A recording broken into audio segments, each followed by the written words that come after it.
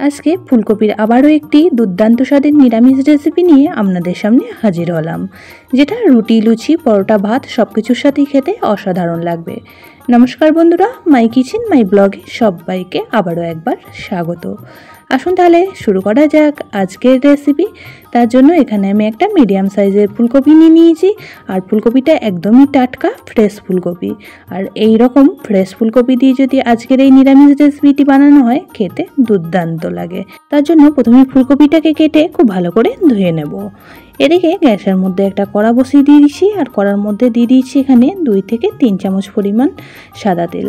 তেল খুব ভালো রকম গরম হতেই প্রথমে আলুগুলি ভেজে নিচ্ছি। এখানে আমি 4 থেকে 5টা ছোট সাইজ আলু একটু বড় বড় করে কেটে নিয়েছিলাম, সেই আলুগুলি দিয়ে দিলাম।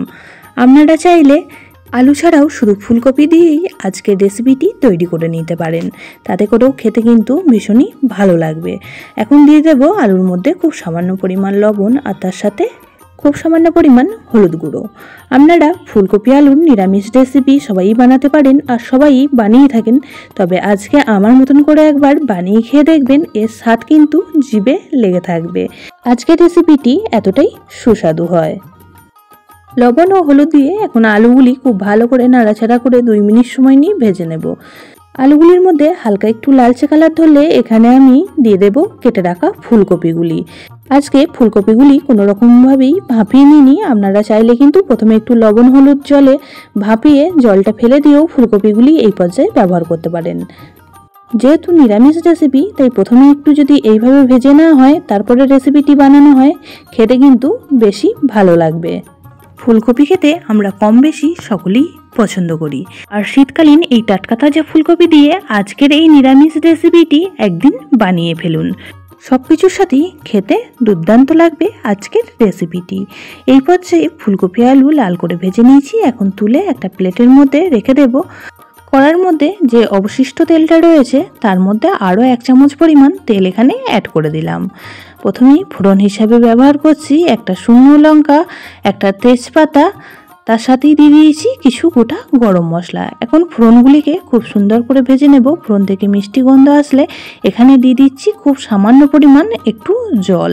যেহেতু আমি মশলাগুলি অ্যাড করব, তার জন্য প্রথমেই একটু জল দিয়ে দিলাম। এখন দিয়ে দিচ্ছি 1 চামচ পরিমাণ গ্রেট করা আদা আর কাঁচা লঙ্কা। এখানে আমি আদাটা গ্রেট করে ব্যবহার করেছি, আপনারা চাইলে আদা কাঁচা লঙ্কার পেস্টও ব্যবহার করতে পারেন।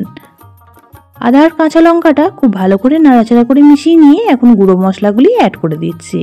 দিয়ে দিলাম এখানে 1/4 চামচ হলুদ গুঁড়ো, 1/4 চামচ জিরে গুঁড়ো, তার সাথে দিয়ে দিয়েছি 1/2 চামচ ধনিয়া গুঁড়ো, 1/4 চামচ লঙ্কা গুঁড়ো, দিয়ে দেব স্বাদ অনুযায়ী লবণ।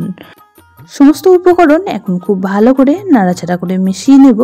মিশিয়ে খুব ভালো করে কষিয়ে নিতে হবে মশলাটা, যতক্ষণ না মশলাটা থেকে তেল ছেড়ে আসছে। খুব সিম্পল একটি রেসিপি, সামান্য কিছু উপকরণ দিয়ে কিন্তু দুর্দান্ত স্বাদের এই ফুলকপির রেসিপিটি তৈরি হয়ে যায়। সম্পূর্ণ নিরামিষ রেসিপি, তাই যে কোনো দিন বানিয়ে কিন্তু সব কিছুর সাথেই পরিবেশন করতে পারেন। মশলাটা খুব সুন্দরভাবে কষানো হয়ে গেলে এখানে 3 থেকে 4টে কাজু বাদাম সামান্য একটু জল দিয়ে পেস্ট বানিয়ে রেখেছিলাম, সেই পেস্টটাই দিয়ে দিলাম। গ্যাসের ফ্লেমটা লোতে রেখে মশলার সঙ্গে খুব ভালো করে নাড়াচাড়া করে মিশিয়ে নিচ্ছি। মেশানো হয়ে গেলে তার সাথে এখানে অ্যাড করে দেব 1 চামচ পরিমাণ টক দই। অবশ্যই করে আজকের রেসিপিতে টক দইটা ব্যবহার করবেন, আর এইভাবে বানিয়ে খেয়ে দেখবেন, স্বাদ কিন্তু জিভে লেগে থাকবে। টক দইটা দিয়েও খুব ভালো করে সমস্ত উপকরণের সাথে মিশিয়ে নিচ্ছি। গ্যাসের ফ্লেমটা লো টু মিডিয়ামে রেখে এখন সমস্ত মশলা খুব সুন্দর করে কষিয়ে নেব, যতক্ষণ না মশলা থেকে তেল ছেড়ে আসছে। পুরনো বন্ধুরা সবসময় আমার পাশে থেকে আমাকে এতটা সাপোর্ট করার জন্য অনেক অনেক ভালোবাসা। নতুন বন্ধুরা যারা চ্যানেলে ভিজিট করছেন, চ্যানেলটি এখনও পর্যন্ত সাবস্ক্রাইব করেননি, তাদের কাছে অনুরোধ রইল চ্যানেলটি সাবস্ক্রাইব করে পাশের বেল আইকনটি অল করে দেবেন। তাহলে আমি যখনই কোনো ভিডিও দেব, নোটিফিকেশন সবার আগে আপনাদের কাছে পৌঁছে যাবে। মশলাটা খুব সুন্দর করে কষিয়ে নিয়েছি। মশলা থেকে যখন তেল ছেড়ে এসছে, তখন ভেজে রাখা আলু আর ফুলকপিগুলি অ্যাড করে দিলাম। এখন আলু আর ফুলকপি মশলার সঙ্গে 2 থেকে 3 মিনিট সময় নিয়ে খুব সুন্দর করে কষিয়ে নিয়েছি। এই পর্যায়ে এখন অ্যাড করে দেব একটা ছোট সাইজ ক্যাপসিকাম। ক্যাপসিকামগুলিকে আমি চৌকো চৌকো পিস করে কেটে নিয়েছি। আপনারা আপনাদের পছন্দ মতন পিস করে কেটে এখানে অ্যাড করে দেবেন। এখন ফুলকপি আলুর সাথে খুব ভালো করে নাড়াচাড়া করে আবারও 1 থেকে 1.5 মিনিট সময় নিয়ে কষিয়ে নেব। ক্যাপসিকাম দেওয়ার কারণে এই রেসিপির স্বাদটা কিন্তু আরও দুর্দান্ত লাগে।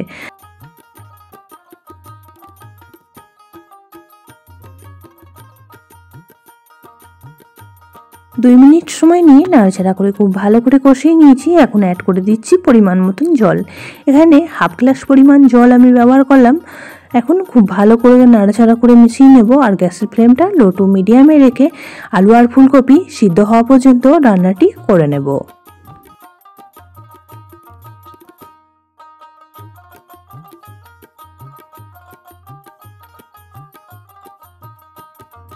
ঢাকা চাপা দিয়ে 5 থেকে 6 মিনিট সময় নিয়ে রান্নাটি করে নিয়েছি।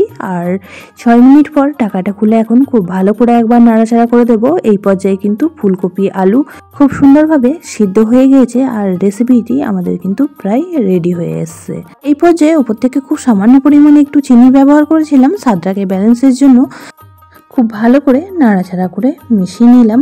আর এখন উপর থেকে দিয়ে দেব খুব সামান্য পরিমাণ একটু গরম মশলা আর তার সাথে দিয়ে দেব হাফ চামচ পরিমাণ ঘি।